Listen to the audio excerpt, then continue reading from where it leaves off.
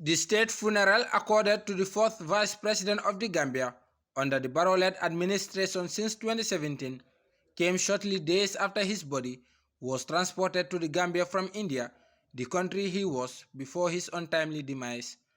As cabinet ministers and well-wishers of Badra Joof converged at the airport to receive his body, it was then transferred to the mortuary of the Edward Francis Small Teaching Hospital and eventually an onward transfer to the National Assembly for a state burial.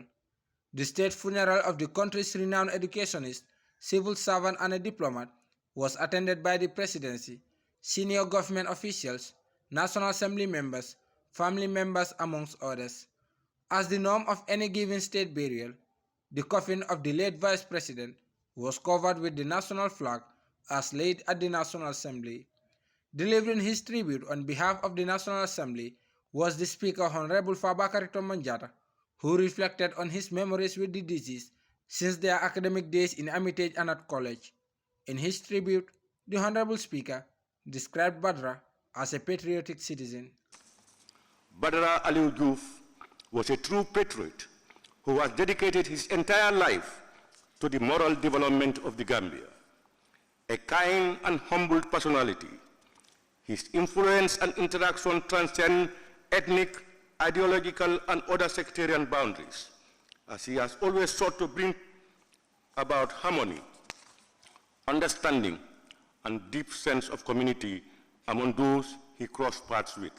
Adama Budiki Joof, a daughter to the deceased, was emotional as he sent her last tribute to her father and along the pipeline outlined how tough the past 5 days were as they await to lay her father to rest. Outlining her father's characteristics, such as being a simple man who was truthful, humble and hardworking, she also shared some of the moments she cherished with her late father. He was a true and dignified gentleman, the creme de la creme. And I am not biased when I say that. I mean it because we've lived it. He was an exemplary father, brother, friend, and comrade. And so I take your mind back to a time we shared, reminding my mom. She had just finished praying, and I'll never forget this. Minama Adama, yala suma meye maduga aljana. Dama ko ñaanat mu mema the same Badara Joof, the same Papa Daddy. Limal ma suma mag yu góor yépp ak suma sisters yi. One by one, I will not change a thing. Yéen ñépp laa ko ñaanat mu delloo ma leen. Speaking on behalf of the cabinet, Dawda Jallow, Attorney General and Minister of Justice, was also in an emotional mood considering their relationship in the cabinet. Delivering a brief eulogy of the former Vice President, he stressed his impact during his days at the cabinet. We will miss Badra for his beneficial and meaningful contributions to cabinet proceedings.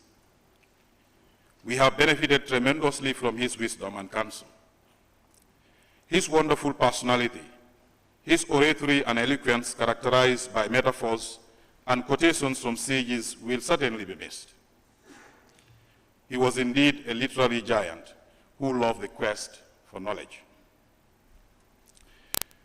Here lie a man in state who believed in the state, who served the state, and who died in the service of the state.